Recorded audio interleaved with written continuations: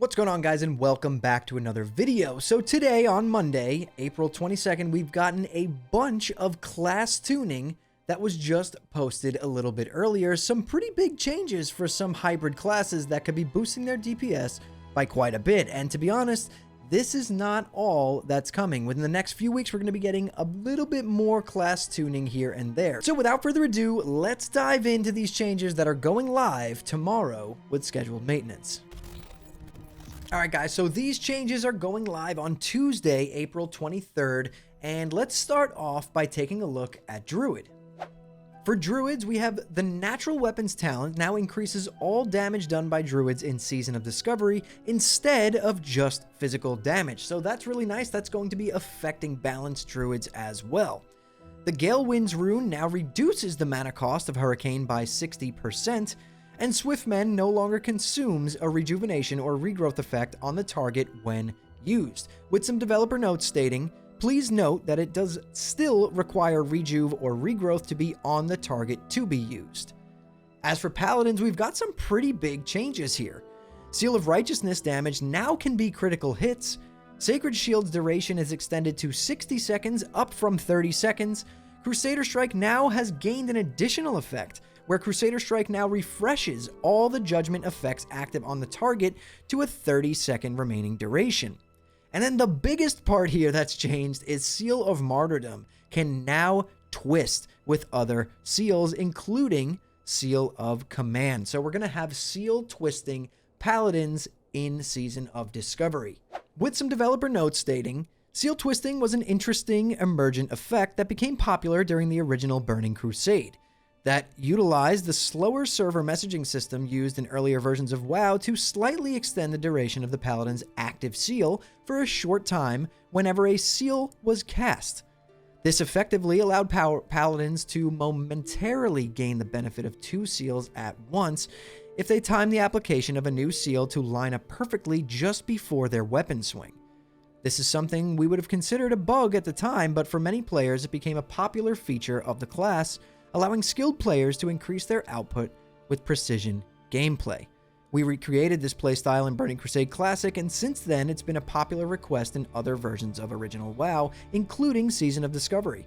We had concerns about allowing Seal of Martyrdom and Seal of Command specifically to be twisted together in Season of Discovery for a variety of reasons, including the fact that the playstyle is highly mana inefficient.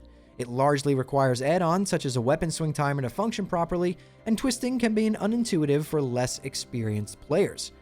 As the game matures and we continue to listen to player feedback, however, we recognize that for some this is part of the charm and uniqueness of playing a Paladin during those early eras of WoW's history. We consider this change to be experimental, and we will watch the performance and behavior of Retribution closely after this change. Should it prove problematic, we may revert this change or apply additional adjustments later on. We greatly appreciate the feedback we've received about this thus far. With this change to allow twisting, we do not expect to see a major change in the optimal way to play Retribution right away. Due to the interaction between Art of War, Martyrdom, and Exorcism, we'll likely need a larger redesigned changes to that interaction to truly add more diversity to the Retribution playstyle. We're evaluating options here for potential changes we can make either via hotfix during Phase 3 or as part of a larger effort for Phase 4. So you heard it there. We have seal twisting Paladins in Season of Discovery. To be completely honest, I really enjoyed playing my Paladin in Burning Crusade specifically because of seal twisting. I know it's kind of one of those things where you either love it or you hate it, and I am someone who did really enjoy it, so it's kind of interesting to see them add it here.